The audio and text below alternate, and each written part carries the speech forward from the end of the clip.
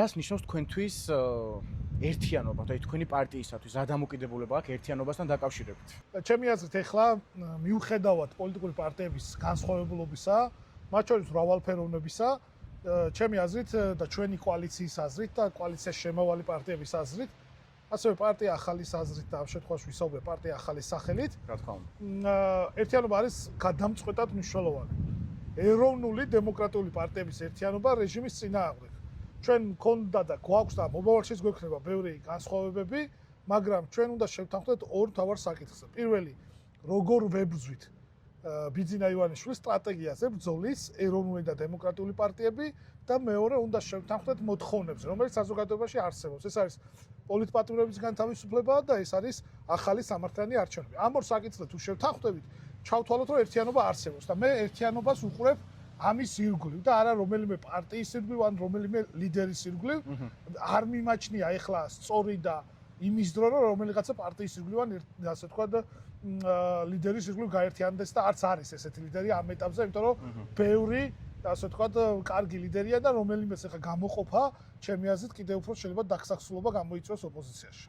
რატო ვერ ახერხებენ დღესდღეობით საქართველოში ოპოზიციური პოლიტიკური პარტიები აი ამ ერთიანობის ჩვენებას, რაც თქვენ ეხლა წარმოადგენთ? პირველ რიგში მე ოპტიმისტურად ვარ განწყობილი, მგონია რომ ეროვნული და დემოკრატიული ოპოზიციური პარტიები გაერთიანდება და გაერთიანდება შინაარსის და სტრატეგიის ირგვლივ და რაღაც ერთ პარტიად გადაქცევას არ გულისხმობ, ამის მომხრეც არ ვარ, რომ იცოდეთ.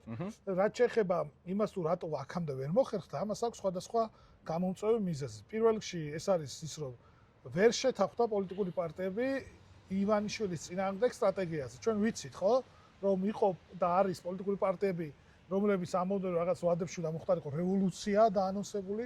მეორე პოლიტიკური პარტიათა ჯგუფი იყო, რომელიც ამბობდა, რომ უნდა რაღაც არჩევნების გზით შეიძლება ივანიშვილის დამარცხება. ჩვენ ვამბობთ, რომ ეს ივანიშვილი არ არის მარტივად დასამარცხებელი დიქტატორი. 21 საუკუნეში დიქტატორებმა ისწავლეს ბრძოლა დემოკრატიული ძალების წინააღმდეგ, ამიტომ ჩვენ გვჭირდებოდა თანმიმდევრული და სწორი პროცესი და საბოლოო ჯამში მივედით აქამდე, ხო? ახლა ალბათ და მე ღრმად ვარ დარწმუნებული, რომ შევთანხმდებით იმაზე, რომ თანმიმდევრული წინააღმდეგობა პრინციპების ირგვლივ გაერთიანება არის მნიშვნელოვანი. ბევრი ტექნიკური საკითხიც არის ასევე და მე ვფიქრობ, რომ ეს ტექნიკური საკითხები დაიძლევა. ხელს უშლის იმას, რომ თითქმის ყველა პარტიის ლიდერი არის ციხეში. შეთანხმებული ვართ იმაზე, რომ მნიშვნელოვანია ფართო წინააღმდეგობა და ამ წინააღმდეგობაში თანხმობა და ჩვენ ასე უყურებთ ამ საკითხს. ჩვენ მზად ვართ წარსულის რევიზიაზე ვარი ვთქვათ, ჩვენ მზად ვართ იმასთან დაკავშირებით, რომ მომავალზე ვითანამშრომლოთ და მომავლის საკითხებზე აი, ჩემ მომდევნო კითხვები ეხება, აი დაახლოებით მაგას, რასაც ეხლა თქვენ დაიწყეთ.